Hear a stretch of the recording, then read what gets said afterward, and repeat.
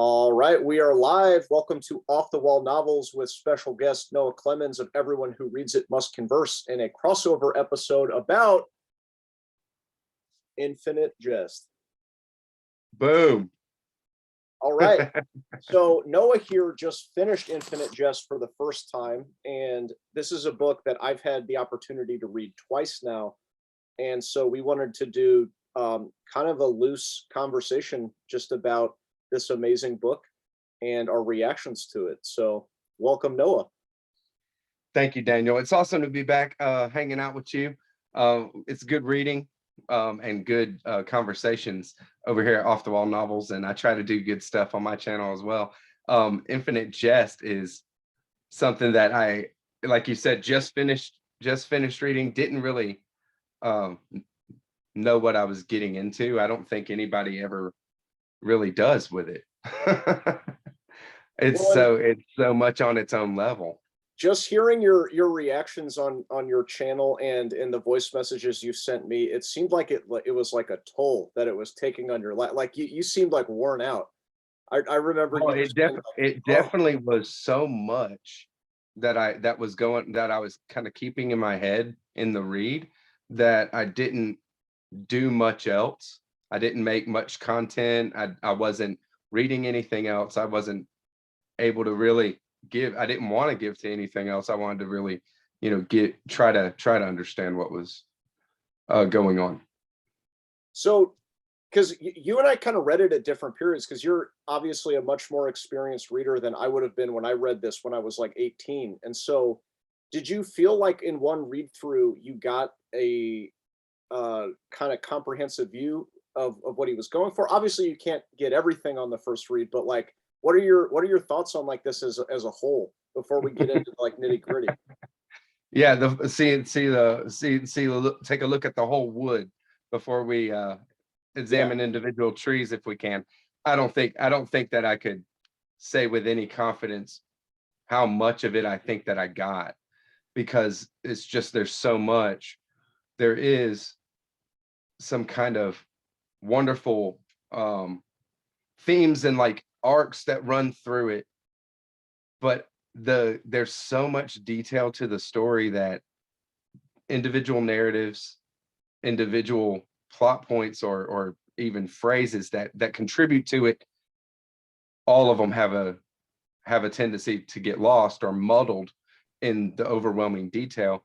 And like whatever I've kept after the first reading that was poignant to me or like really struck me, something that I thought about over and over to keep into the mind, I think I am a critical reader.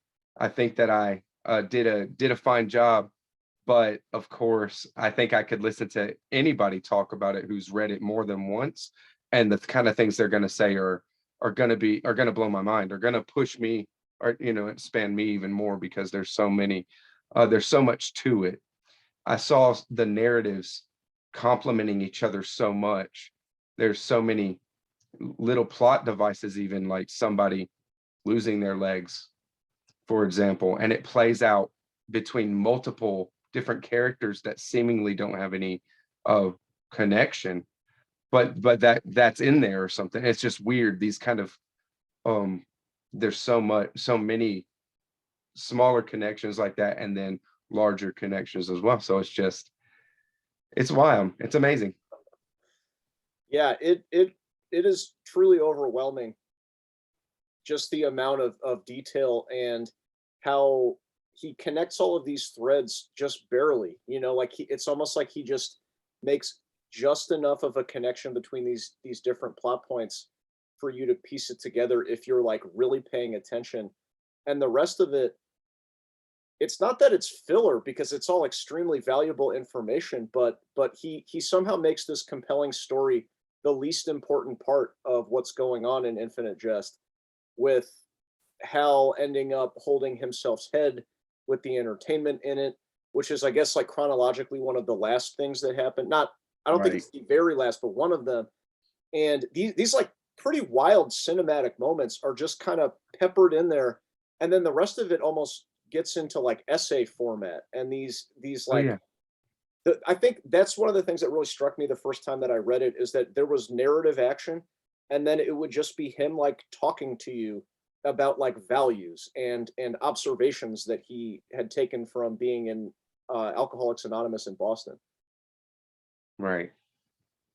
I will say, I mean, something that you brought up that we were talking about, the fact that I had read a lot, coming at from a different place, and I had read more David Foster Wallace before coming into contact with this Sure. than you had before you came in contact with this.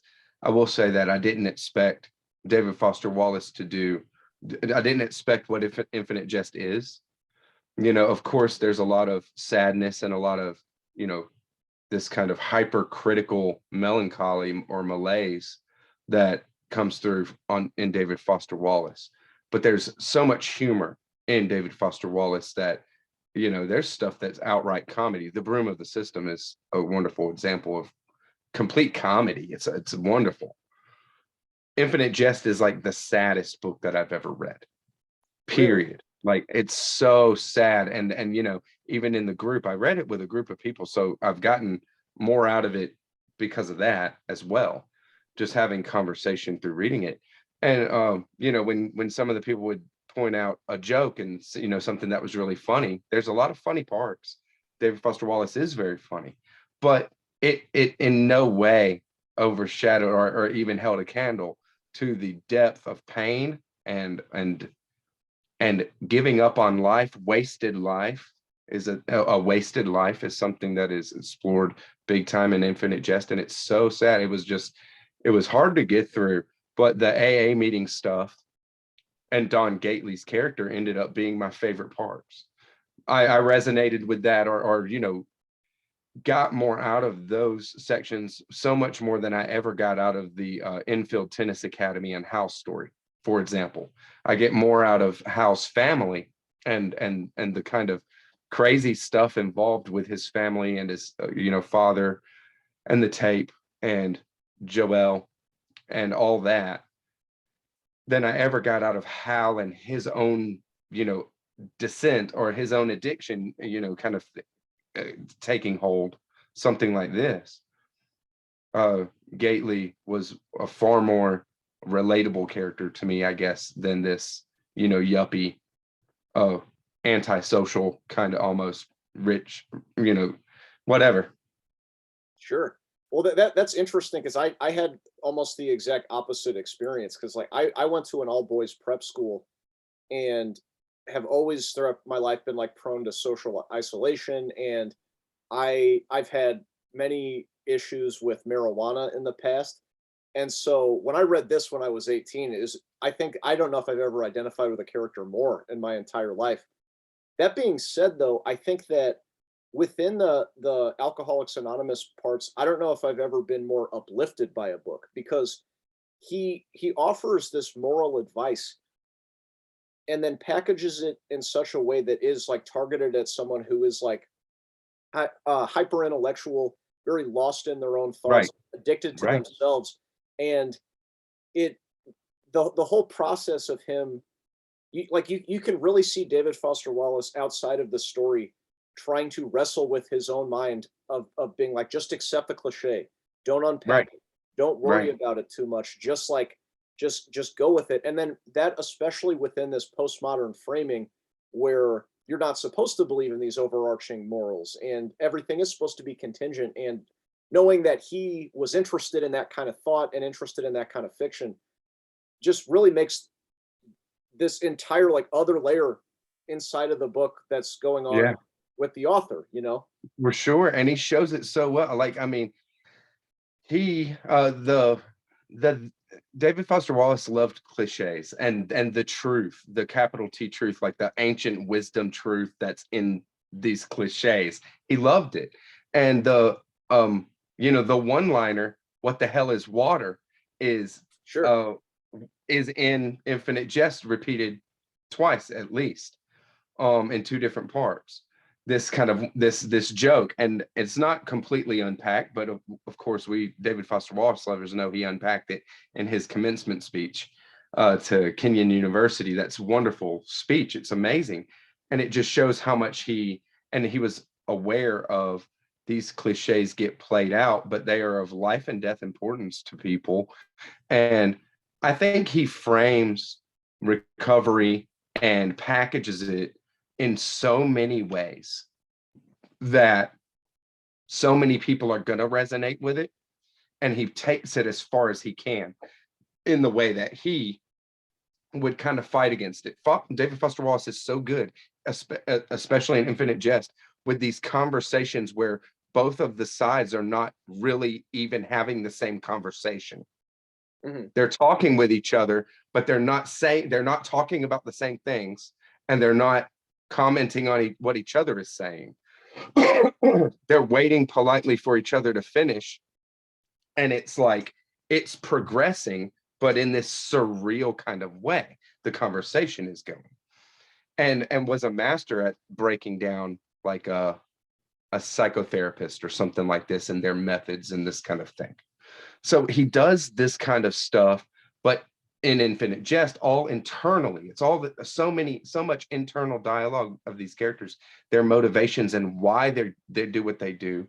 And you know, in House Story and Eridetti, it's like this self-doubt, constantly checking your ass and double checking everything, and how to worrying about how other people perceive you, which is a huge David Foster Wallace thing with Good Old Neon and all the other kind of things where his characters, their minds are their ultimate enemy that's going to break them and destroy them. The addiction is not, you know, the substance is not what it is. It's the mind and what it does. And even with Hal, it's a lot of, he's addicted to the secrecy of it more than the substance itself. But we see that it just doesn't matter, because when it comes down to it, that kind of packaging for the ultimate intellectual is like a real showing of rock bottom. And he does that in Infinite Jest. And to see that and to realize that in individuals and not just one character, but many, many characters, it's heartbreaking. It's so damn sad. But he shows rock bottom like that. And the kind of final framing, this kind of walling off the seconds, because you can't think of any other time frame except for right now. And then even walling off individual moments so that you don't even think about what might be over the wall the next moment or the past or whatever, because the pain is so great, because the suffering is so great, that you just live in this, it's almost like a meditative state, this kind of thing. And dealing with that when if it's like that, nothing else matters. All the intellectual gymnastics and stuff, it doesn't matter. It's fight, it's live or die, something like that. You're right. Yeah. I think that's what makes him so interesting to read in coordination with Thomas Pynchon, who he has such a like an influence that he took from, because where Pynchon's strength and talent came in having just like a broader scope on human knowledge than anyone I've ever read before, of all of these different thought systems, that some of them considered legitimate, other, you know, very occult and mystical, and Right. everything there. You do get the sort of like Buddhist sense reading that, of like, oh yeah, all of these are just these different commodified thought systems, and as an individual you're reduced to a sense of paranoia. Whereas I think David Foster Wallace seemed to have taken that and then turned up like the high definition on what it feels like to be an individual, with so many different options and systems to choose from, where if you're super smart and super tuned in, that's actually like a burden in some way. And the fact that he mixes it with all of these colloquialisms and kind of the Midwestern aw shucks sort of mentality too, makes it seem that it doesn't seem arrogant as much as it just seems like an extremely well done self-expression of the author. That's also been Oh so yeah. relatable to so many different people, I think of I think you're someone right like about that. tortured by their own mind, you know?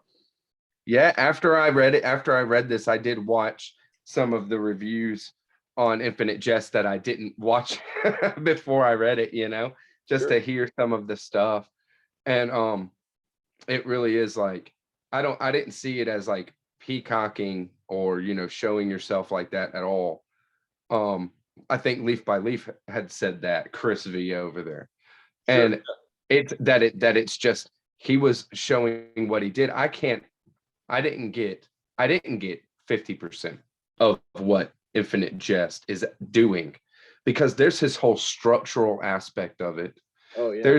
There's so much stuff to how the footnotes are laid out. At some point, they get going where it's just like this fast, and you're like, and I heard it before, like this is like a tennis match. Well, I'm not a big tennis fan at all. Yeah. I understand how the scoring works, I think, and I know how to play. But flipping and the way to read this book with the footnotes and stuff, at some point it was like a word or a phrase before you were jumping back to another footnote.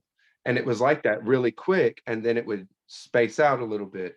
And by the end, the footnotes are completely off the rails, like completely off the rails. You're even getting more of basic story in the footnotes, or in the end notes. And it's great, but there's this whole, like, there's so much to it that I haven't got. But there is like an overwhelming amount of like humanity that is shown in it, but it is David Foster Wallace's personal humanity. It's, and I doubt that it would get as much hell as it gets right now if David Foster Wallace was alive. Because if somebody can come up and say, say this is my experience, so sorry if you think I'm being pretentious, but this is why this resonates with me or something. That's a human. I mean, it's somebody being a human being, not somebody, it's easy to just relegate something. And David, this book has like, neon lights around it, Mhm. to people that are, maximalist, postmodern readers that just want big, blow my mind, get me into another place. Let me see what literature can do structurally or plot wise or anything, and just down for experimentation and creativity. And it deserves its place, but not people don't know why. People don't know why it has the place that it has. Yeah. They don't really know why, because you got to read it to know. Yeah, I literally just made a TikTok about this. Is that it's like it's so interesting that this book has an enormous reputation that has almost nothing to do with what the book is actually about. Because I think Right. just even the title has this like monolith quality to it, and it's very clear from reading it also that he really set out to write like the book to end the 20th century. And like I don't necessarily think in those terms. So, like I don't care if it does end the 20th century or not, but like Mhm. this is truly like a grand statement as an artist that he was trying to make. And so I think I think that's just what people get drawn to it for, is that it's like it's a book that's really swinging for the fences. He's not It setting really out to is. write an easy book that's digestible, but I also What's don't your think favorite? What's your favorite absurdity? in Infinite Jest. Yeah. Oh, it's easy. I say this one every time. It's when But one of I forget the guy's name, but he's like a disc jockey, and then the legless wheelchair assassins put like a steam shovel on the front of their wheelchairs, and they scoop them up into the van. That's like right. the Looney Tunes. Oh yeah. Well, the wheelchair assassins are so cartoonish, Yeah, but they're hardcore. yeah, Like they're freaking scary cartoons. Oh, that's great. That's really great. Maybe my favorite absurdity might be the Great Concavity. I yeah. love it. I love it. I thought it Like was the hilarious. feral Everything. hamsters and A gigantism infant child. oh, that's Like right. That's right. yeah, Yeah, an infant child the size of a high rise or something, crawling through the Great Concavity. It's just this unbelievable expanse. That's just now, but and there was this there was the thing about it where it, because of this radioactive material or something, had developed an anti-radioactive material. So it became actually there that in the Great Concavity, in parts at least, there is ultra fertile material that will take over the whole world. So they have to keep throwing more garbage in it to Yeah. keep it the fertility at bay. It's ridiculous. But and you know what? That's actually very thematically intertwined with the film Infinite Jest and the whole Right, Alcoholics Anonymous recovery, which is that like the right. woman who destroys you in this life will be your mother in the next. That it's Right. Well, and who stays through the whole film, everything, and the AA, that the recovery? It's Joelle. It's Madam Psychosis. Mhm. She's like the main character of the theme of what Infinite Jest is all about, because it's this kind of like recursive uh life after life, all due to the mother, this kind of motherly understanding, whether it's like it's not it's I don't even know how to try to interpret it. But it's just that the mother is making the choice to birth you, and therefore is the death bringer as well. Reminds me of Alan Moore's Jerusalem, where the midwives are called death mongers, and the mothers and these midwives are death mongers, is what they're called. And so it was just like there's some kind of, what are we wanting, and what are we after? And Joelle is just as broken and hurt as everybody else in this story.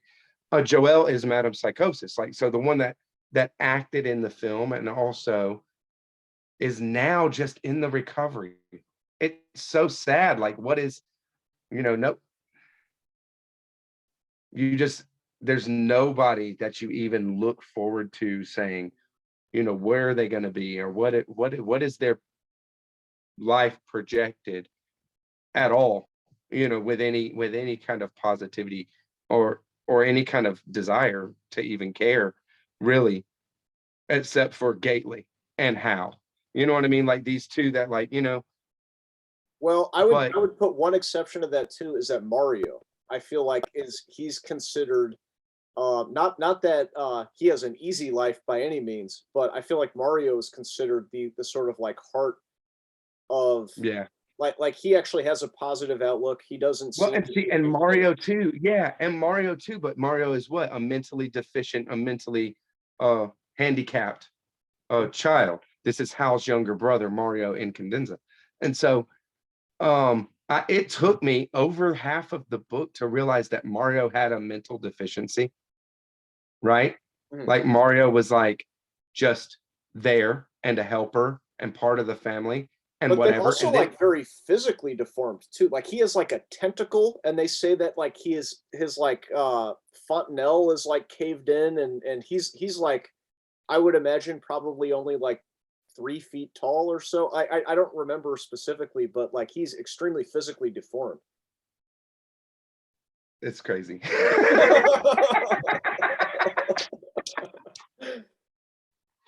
Oh, just like, the depictions of Thanksgiving dinner at the Incandenzas. You know what I mean? I want to Oh, bring this up because this is something I didn't realize the first time, but on the second read through, Joel's take on Hal at the Thanksgiving dinner is that he won't shut up, which I thought was so fascinating because yeah, but how's the annoying younger brother, man? no, but like the way that I had read him, since he's described as such like a husk emotionally, I just always assumed that he'd be so just withdrawn and doesn't really interact. But then to see this other character's perspective on him is that he's like actually like he's so desperate and lonely and needs attention that bad that he's just like a motor mouth. Actually, that fascinated me. That like just those tiny little details like that are like they bring so much to his character. Yeah. Uh, you know, with Hal, it was hard for me to really locate how I feel about Hal. It really was. And it's not, I'm not, it's just because Hal doesn't have a lot of, self-expression in the book or at all. You know what I mean? He doesn't have a lot of self-expression. And I was just like, kind of, what is going on with him? What am I, what does he want? What is his motivations? These kind of things. And it is that, he's just apathetic. This kid who's still, he's still a kid, but what is he, 18, Mhm. But he's been in the infield tennis academy since he was 7, living there, and it's like such a weird kind of, I think I didn't really relate to. I mean, I just kind of put it like he's isolated. He doesn't really have parental. But then, as you see that the Incandenzas are the infield tennis academy. Mhm. And the moms is always, is working there, is up in the front office, and the uncle's there and all this kind of thing all the time. That there's kind of this oppression there too. You always have your family and everything working, right there. And this secrecy is what the whole life is, what the motivation is, and the tennis has become just, the quotidian, all the tennis and all getting to a high level playing tennis is just what's going to happen. He's just going through the motions and keeping it going. But then we have, like the final 300 or 400 pages there where he just straight up has to quit. And at that point, I was like, it kind of threw me back this to Erdeti, right at the beginning of the book, where it is a beautiful, it's so over the top, mind numbing, just double checking yourself in this overly critical, getting marijuana to smoke for the first time, or for the last time, Mhm. but for the last time after how many last times. Exactly. But but it's wonderful how this scene is played out. I'll listen to it, uh you know and get into it, uh, and just, it's so much like that what's being said is the inner thoughts, this mind as master kind of thing. And David Foster Wallace is already given that to you, now can just show how in his brokenness, just totally broken. And Yeah.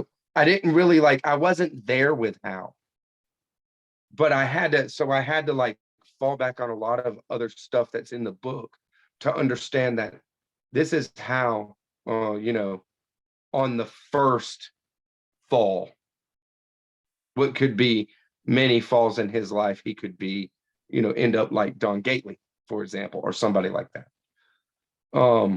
But it was just tough to get into how. Um, but I do love it. I mean, it's ridiculous. How about let's play some Eshtaton, you know? Oh, so this is one of the most controversial parts of Why? the book. Um, Why?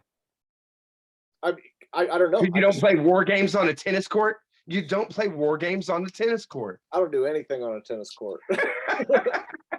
I'll admit when I first read the Eshkatan section, that was the first point in that book where I was like, no, thank you.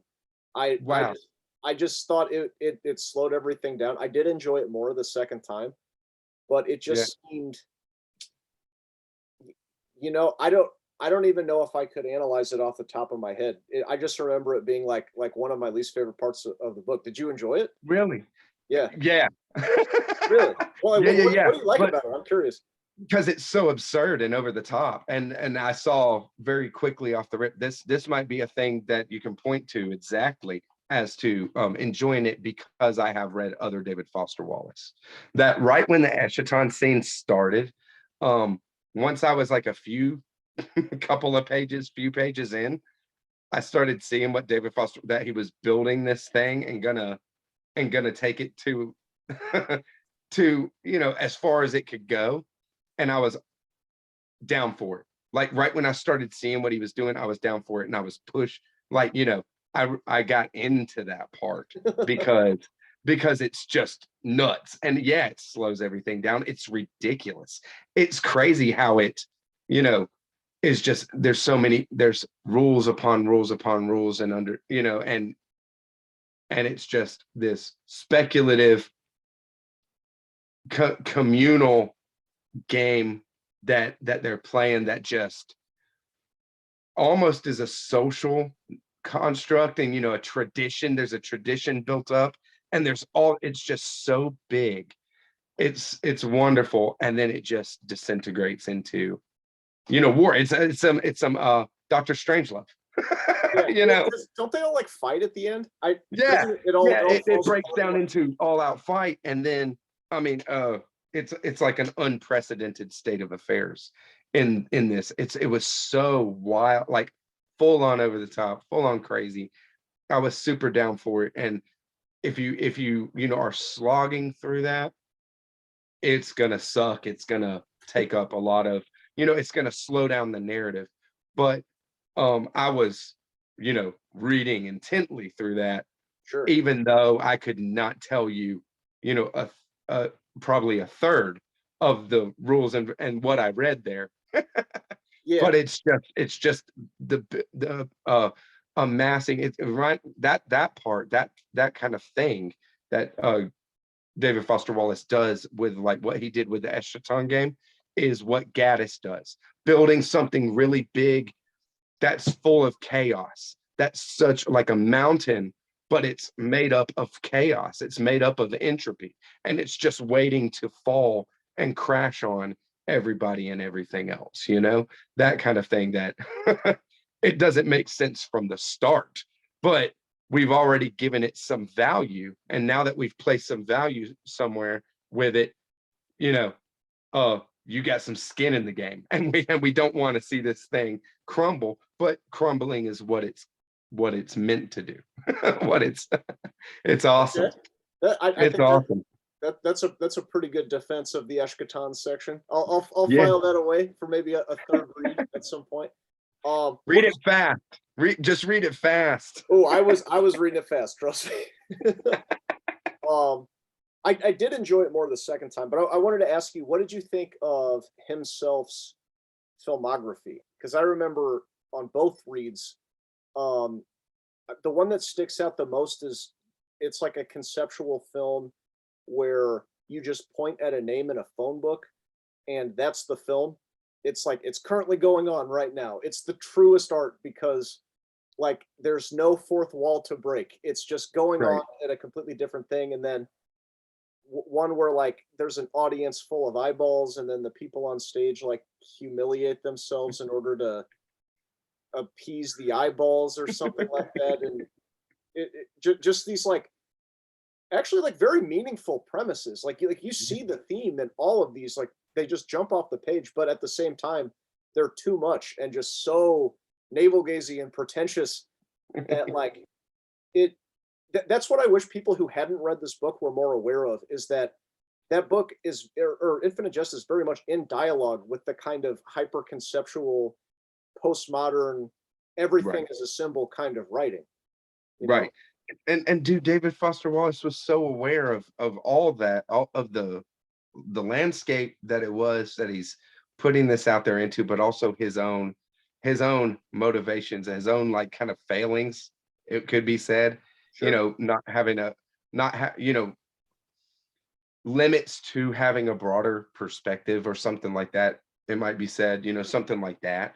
But I think that when it comes down to it, he knew, and an astute kind of reader will know that you can't do any more than what you can do, you know, and like your limitations and the kind of things that you're doing have to be brought into bear and have their say and whatever. And he uses his own limitations in his books and in his art and in himself's movies, cartridges. Um, I think he was also using the limits to his uh of his movie making ability, of his cinematography, to in an aware way on his movies. It says over and over that he was more aware of the lens. He was more aware of the lens, the lenses in which these things are captured than he is the movies themselves or something, or other aspects of the movie making, and was hyper aware of the audience, the other, the other than himself, right? Like even his name is such a symbol, and made into a symbol. And the moms being so much more of a impersonal thing than himself. Himself has a selfhood. Himself is part of you. How? Right? And you as a reader. The moms is even more separate, and is above, and just the moms is a character that is so capable, amazingly capable. She's what's held together the family, this dysfunctional Incandenza family. But Hal doesn't, really relate to her. I mean, she's had an affair with John Wayne since he started the thing, and he's never said anything about it. Well, why wouldn't you? You can walk. She doesn't have a door on her office, so somebody walks into the office while some weird stuff's going on, right? Her little affair with John Wayne, and it's like, and he doesn't have a conversation about that. She's entirely open for that type of conversation. It drives it home over and over that she is just completely open with her kids and things like this.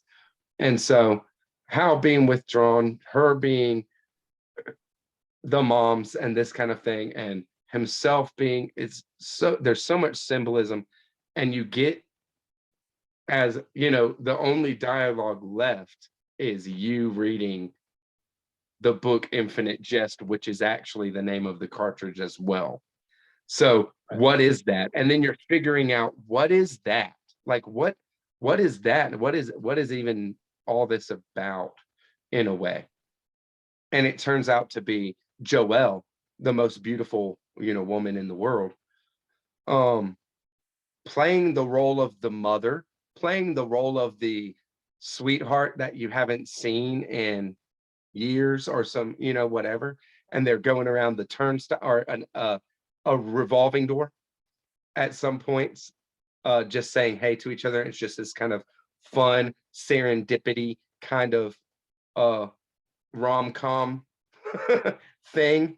And then there's this kind of thing where she's kneeling over a crib. So you got the most beautiful woman in the world, kneeling over a crib, and the viewer is in the crib. So you're from the perspective of the baby, and she's just apologizing for 20 minutes. I'm sorry, I'm sorry, I'm sorry. So like, and then you're like, wait, why? Then that's when that kind of thing. And then I was thinking, why? Well, now he's really trying to give a reason, at least for himself, David Foster Wallace himself, to make sense out of, an aspect of reality. Well, what is that? What aspect, what kind of part of his reality is he talking about with that kind of thing? And it's so interesting just to get into this kind of stuff. Well, so I want to take a stab at that, because I think that is without a doubt one of the most haunting and compelling images in anything that I've ever read or seen in a movie. Like, that is something that I didn't even interpret it the first time that I read it. I was just like, this What, Joelle over the crib? Joel over the crib. And I think they describe it as that, like, himself builds a lens to actually simulate what it would look like as an infant. It was like a bobble lens or something that he called it, Mm-hmm. so that like Mm-hmm. he actually puts you in that state. And Right.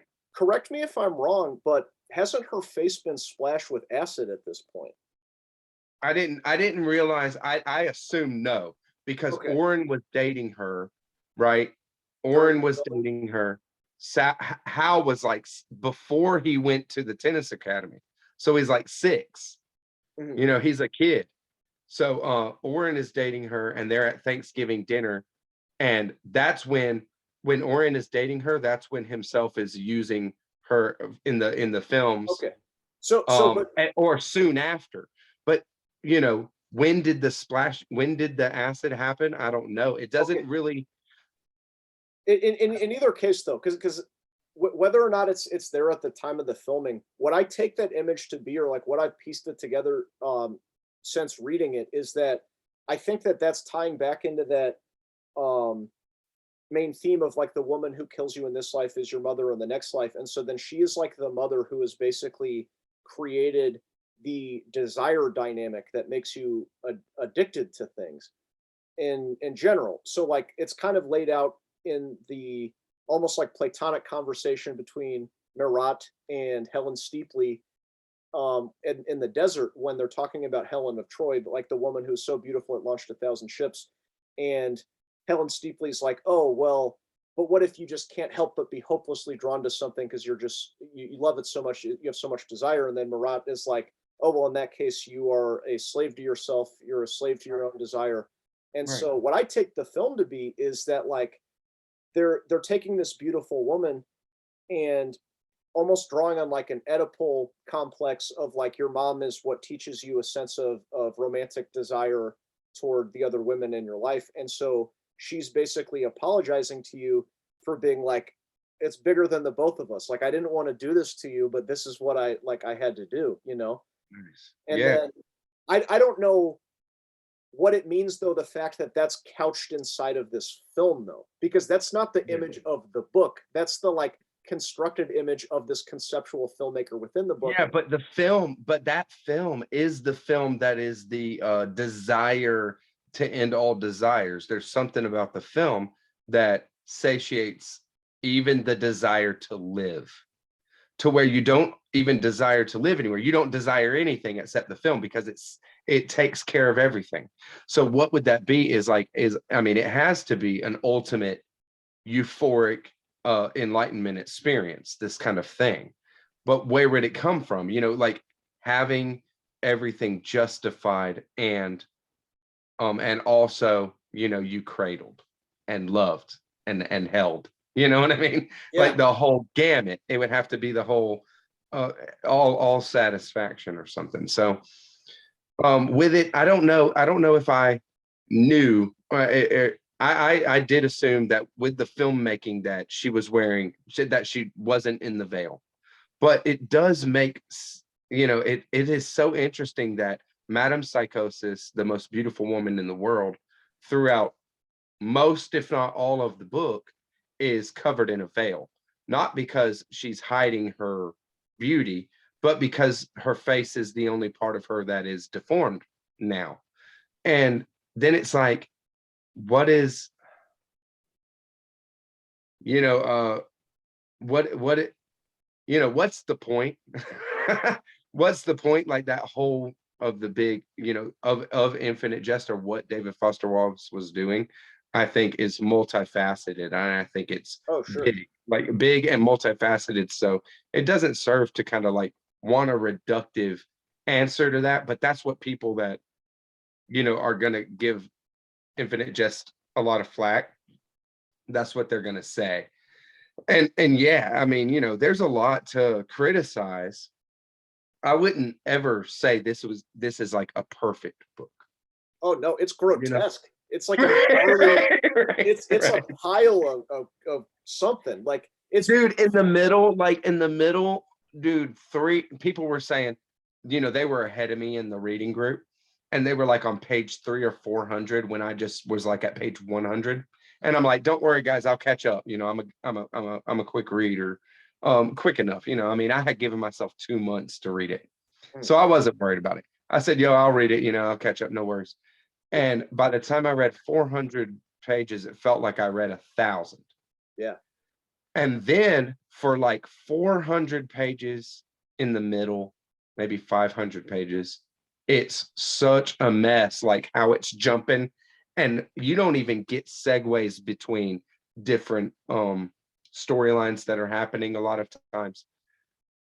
And I was just like, and you're jumping to fucking in notes and all this stuff so much. It's ridiculous what it's doing. So I was just like, it's tough. It's something that I would never say is just like, an end all beat all, or, a great a thing that everybody should read, something like that. No, No, no, no, no. Yeah. it is for if you want a maximalist novel, if you read David Foster Wallace and like what he does, his hyper critical, hyper realism, absurdist, surreal take on uh the world and pushing things as far as he can go, do it. Go for Infinite Jest because it's awesome like that, you know. But Well, that's where I think it succeeds is just that it's like I've said this about other maximalist stuff is that like it just confronts you with something bigger than yourself. Like it would yeah, be truly impossible to absorb everything in one read through. And so I think that's why this book changed the game for me so much because I had never read a postmodern book before I read Infinite Jest. You know, I nice. just went to college and I shit you not, I just went online and I was like, best books written in the last 20 years. And it was like number one on this some random list. And I was Right. like, all right, good enough for me. And I I'd been reading John Irving, who's like he has like a little bit of intertextuality, metafiction, but it's like a very easy read comparatively. And then David Foster Wallace literally just makes you like say throw out everything that you know, but I'm going to make it worth it with how fun it is. That's It been is my fun. experience anyway. God, it's so fun. It's fun as hell, even though you're like crying Yeah. inside while you're reading about these characters. So that's really awesome. uh for Infinite Jest to be one of your first thing. And yeah, David Foster Wallace, as far as his you know what he really is doing, I can't even wrap my head around um the breadth the breadth of it, you know, really. I will say that one thing that struck me about Infinite Jest is the complete lack of religious iconography or spirituality, maybe not, you know, universal spirituality, but kind of especially really religious ideas. Obviously, all the incandenzas are atheists. Most of everybody in the book is an atheist, an intellectual, materialistic atheist, right? Um, and as are some of our addicts, right? So that when it comes down to it, there is an exploration of the search for a higher power, putting your you know, submitting to a higher will, a higher power, whatever that might be, especially in the AA sections. But what one thing that Infinite Jest does, or what one thing that David Foster Wallace does with Infinite Jest is make create a redemptive kind of savior figure completely in the secular world. Mhm. And that's Don Gately Yeah. in this. And he creates somebody that, you know, I knew Don Gately for a couple of hundred pages, maybe 300 pages, maybe, you know, before I gave a damn about Don Gately. He was one of the other addicts at In It House that, you know, was a whose life was a wreck, but he was getting his shit together and he was taking the car out for joyrides when he was buying supplies for the kitchen. And he's still a wild ass, but he's not throwing his life away on, you know, dope. Fine, it's good, you know, and you give him that and you're just going along on his story. But you know,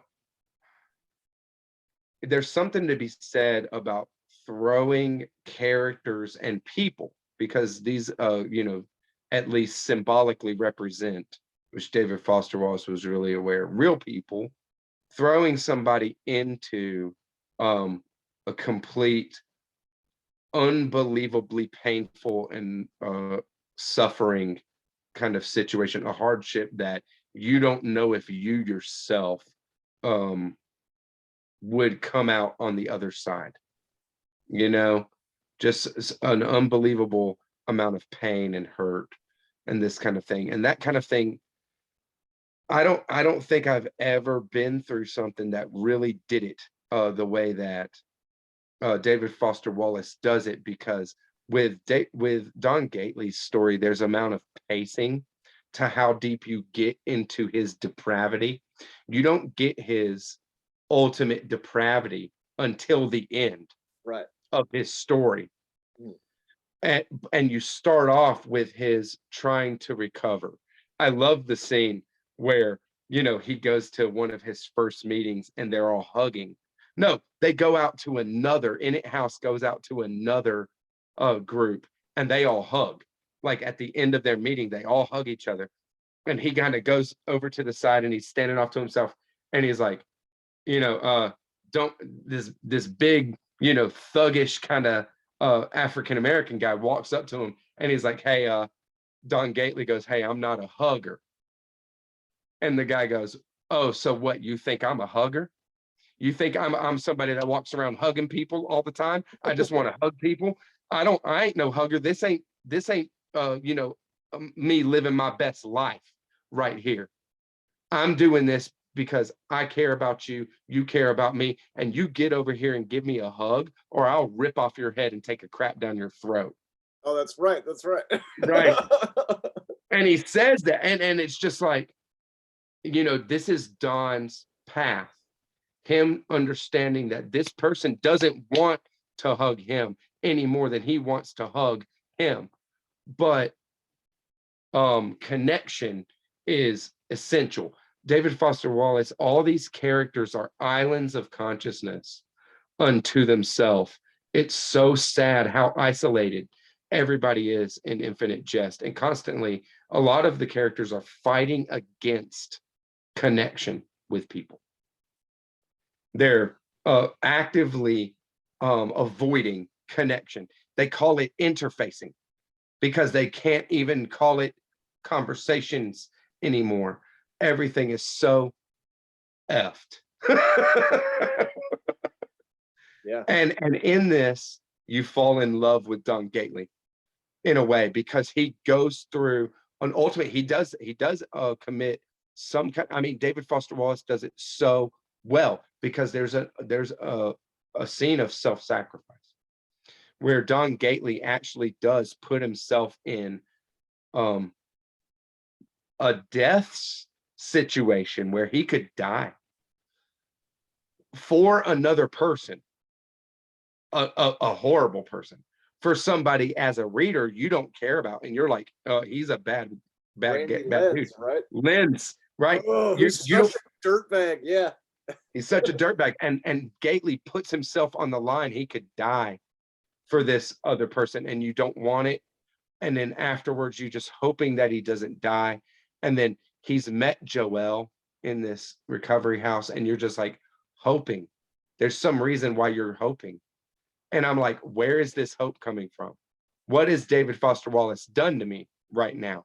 Why is Gately, why do I feel this way about Gately? What is going on? And Gately is in his recovery in the hospital and all this kind of, his showdown at the Boston AA. I mean, what a scene. That sequence is astonishing. Like, It's amazing. it's so cinematic and completely just leads you up to everything. But when you were saying that, I think it's so interesting too to consider David Foster Wallace's other work and how he might have picked Gately to be that savior figure, because since he had so many demons himself, and he would always talk about like his own arrogance about his intellect, and like feeling bored when other people were speaking, and then feeling guilty that he was bored when other people were speaking, and Right. like you Right. you can really see how he hated that part of himself that wanted to be the smartest.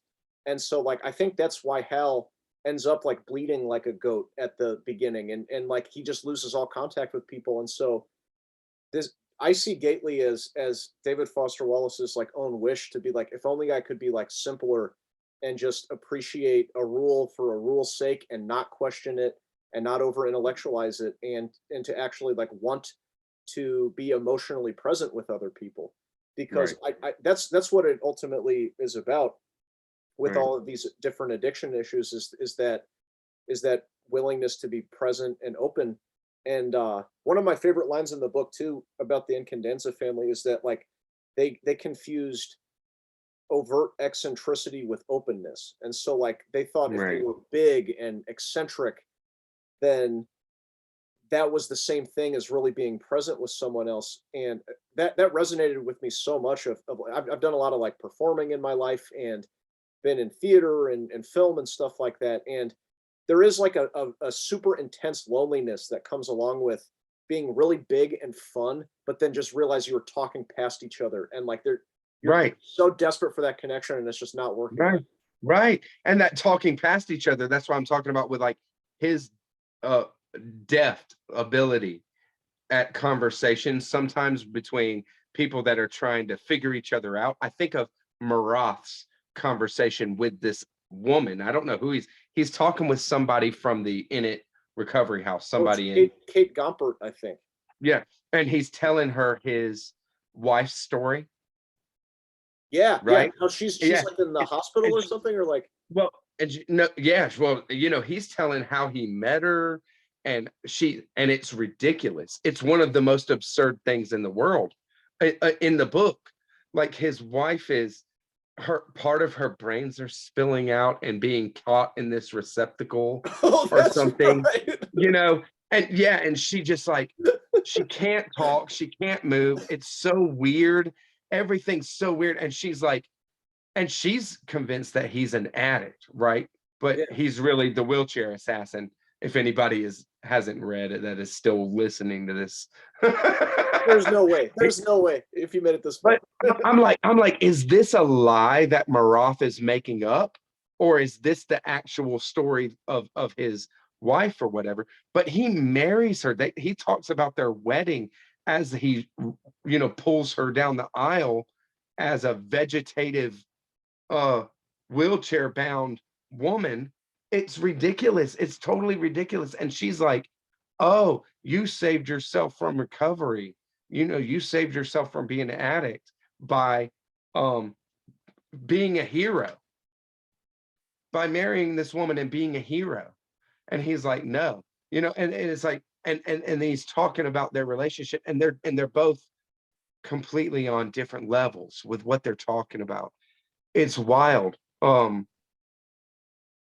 How David Foster Wallace can just go into that stuff, and it's so hilarious in that way. But then also on the flip side, like in Infinite Jest, there's always two or more facets of what's being shown, because on the flip side of that exact thing, there's so much symbolism that's shown of people hurting because of not having the connection, um and not having real conversation with people, and being so isolated.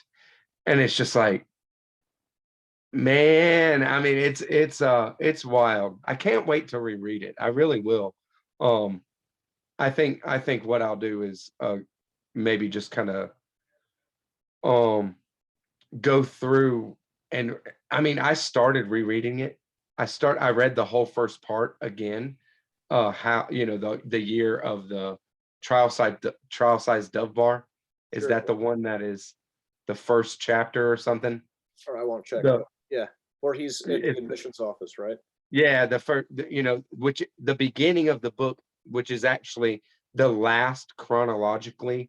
So I read that again afterwards, and it was so enjoyable getting into the book. And like, once I had all of the story to start again with what David Foster Wallace did, because again, I got to the Erdeti part where he's talking about, putting the cockroaches in containers so he doesn't have to kill them, so they die from asphyxiation, these sewer cockroaches that come up out of his bathtub. And he, just puts bowls over glass domes over them and lets them die of suffocation, and then sweeps them out because he doesn't want to kill them or something.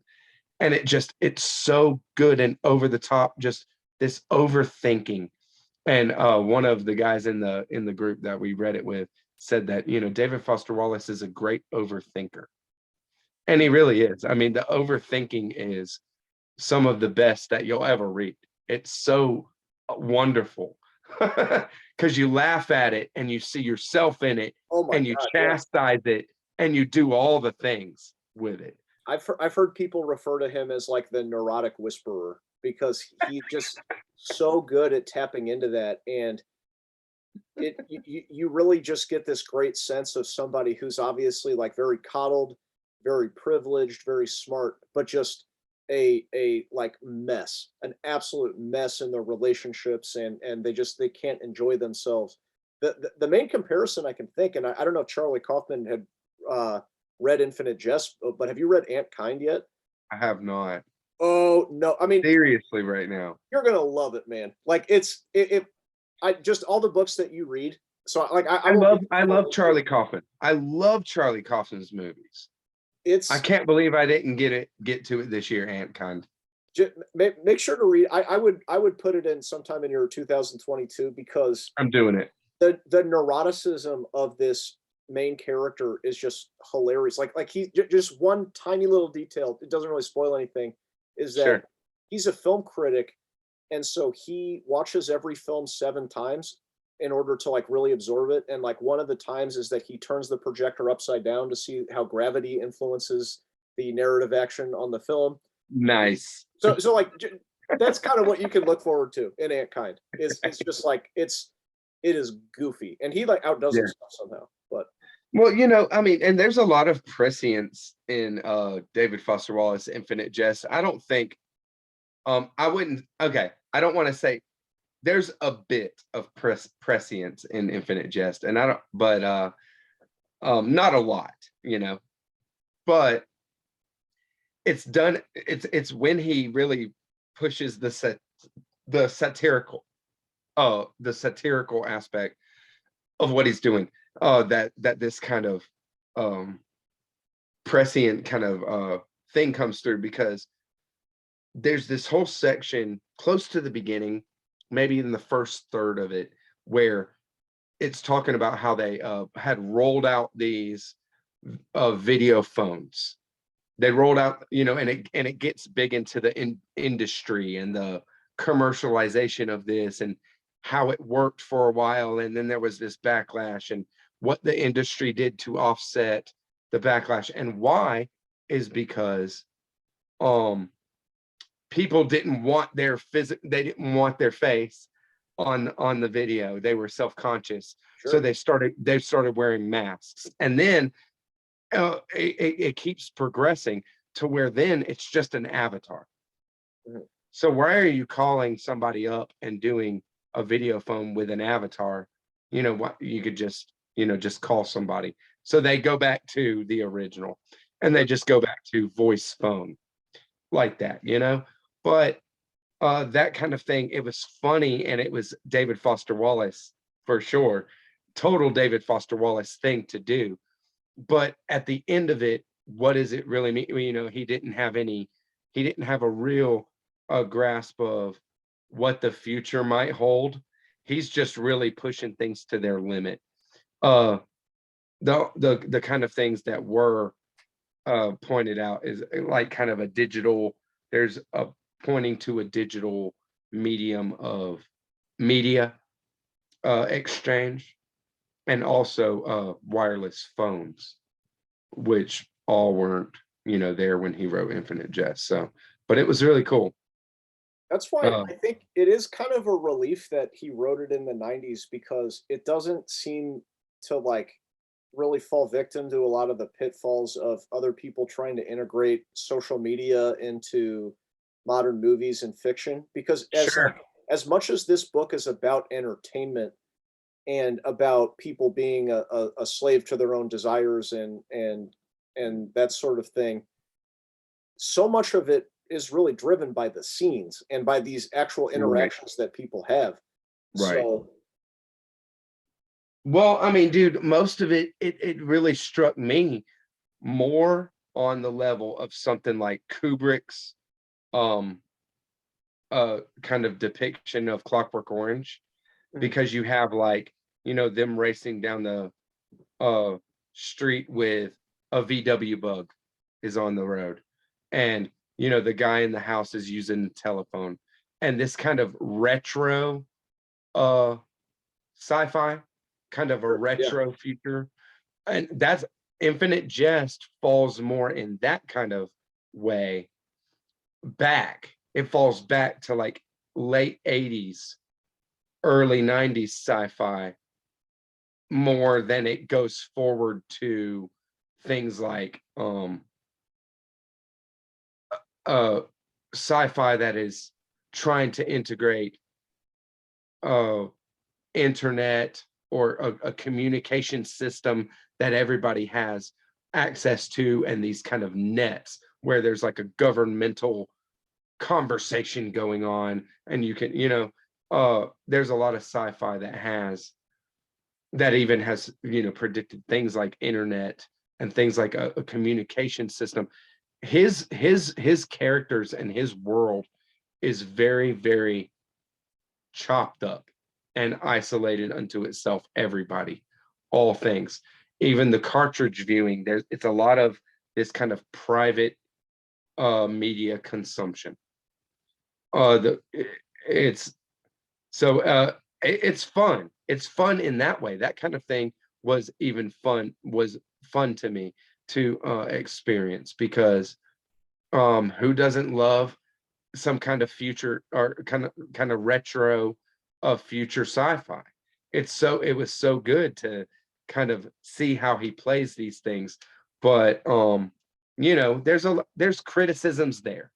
There's criticisms about a lot of, things Sure. that Infinite Jest is. And I just want to say, I'm not sitting here putting together an essay, or an exploration one way or the other. But I do appreciate reading it. It was really, really worth the read for sure. And Understatement. Yeah. man, dude, I'm so happy because like I had said earlier, I didn't really plan on reading this book this year until I bought it. I found it in a used bookstore um earlier this, like halfway through the year, and I was like, well, now that I own it, it's gonna finish up my big book reading for 2021. And dude, it definitely delivered. It is definitely a book that lives up to its reputation, I think. It is something like nothing can really prepare you for it, because for as like conceptual and postmodern as it is, like we've been saying, it like the scenes and these characters and how much humanity that is in it, I think that gets overshadowed by this reputation and by like how It difficult really does. It really because does. it's astonishing. Just like these characters that he has invented. And like I said too, it's like if you're a fan of Pynchon, you'll see the Pynchon in there, but then he took it in this completely other direction too. That Oh yeah. really separates himself from the people who influenced him. Oh yeah. Like, are you a DeLillo fan, by the way? Because I'm pretty sure this is my theory. I can't prove this, but I think Madame Psychosis was inspired by a character in Americana, which Nice. was Don DeLillo's first novel. Nice. I haven't read it. Okay, so I won't get too into it, but he does like a radio program where he has some like very ranty kind of disjointed musings about different things. And the other comparison too, which I do know is an influence, is David Lynch, and he specifically writes about this in an essay on David Lynch. And I think this is at the core of the aesthetic of Infinite Jest, that he said David Lynch was about making every single thing normal and then have one haunting detail stick out that you just Right. can't get out of your head. And I think that is like that's what Infinite Jest feels like. Is it's like it's the The Hal Ray. denying himself, and then the wraith, or it's the day-to-day at AA, and then them holding up himself's head with the cartridge in it. Right. And Right. Yeah. all of those things, like they just completely disturb you, but it's just enough. It's just these little moments of it that keep you like turning the pages to look for more of it. Right. And he had a great sense of doing that. He had a an amazing sense of what he was doing. Um in the storytelling, but also in interjecting these kind of things that are totally powerful to the themes that he was exploring and how he's doing it, what he wanted to do. And there is things, it's funny how you described something earlier as cinematic, and there is a cinematic element to Infinite Jest for sure, in the subject matter and how it's presented on the page, like narratively. But some of these cinematic elements are something that in a movie would be shown in 5 minutes, that Oh, sure. on the page are 30 pages long. Right. 40 pages long, I mean, the showdown at the Boston AA, how long does that take on a movie? 15 minutes, 10 minutes? Yeah, it's just a sequence. It's like 30 pages, Yeah.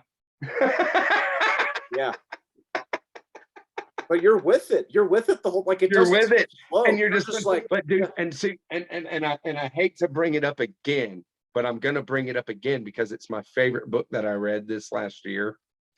The same kind of thing with that reminds me again of Alan Moore's Jerusalem, because there's a situation that's going on, and 200 pages later, you're still aching for some resolution to a situation, and you're like, wow, what is he doing? How is this situation still going on? How is the author doing this? And it's a cool thing to see play out and to experience as a reader. A seemingly action-packed scene that fills all of your senses, just keeps going, keeps giving you more and more and more, all the way to where you all and a lot of readers are going to say, okay, this is enough. Right? Mhm. A lot of readers, I mean, and I got there with a lot of scenes with Infinite Jest, where I was like, I got it, Jesus, but he still wants to give you more, and he gives you more because he's got to take you to his depth, not your depth, not whatever, but his depth. This is a very much an outpouring of David Foster Wallace and what he's about, what he had in his mind, and what his life, how he looked at being a human being, and obviously had his mind going at 100 miles an hour all the time. It's wild. Yeah. David Foster Wallace, man. I think Jesus. that might be a good spot to end it. So, Bro. Daniel, thank you so much, man. absolutely. I'm glad we got the opportunity to do it. Like, so fresh off of your last read, and I Yeah, haven't read and this this is book in perfect. 7 years, so it's been fun. Tomorrow I will do a film, a video of my non-spoiler kind of take. Sure. So I'm gonna do that, but then I'm gonna pop this and that, if I can, out on my channel. This is gonna be fun, and because when it comes down to it, man, you can never talk about and really explore everything that he's trying to do with this. So I mean, the best that I can do is turn some people onto it to really experience it for what it is. Absolutely. And I hope this conversation will be a good resource, because we did get into many spoilers in this. Good resource for people who've read it before, and maybe they need to be encouraged to read it again.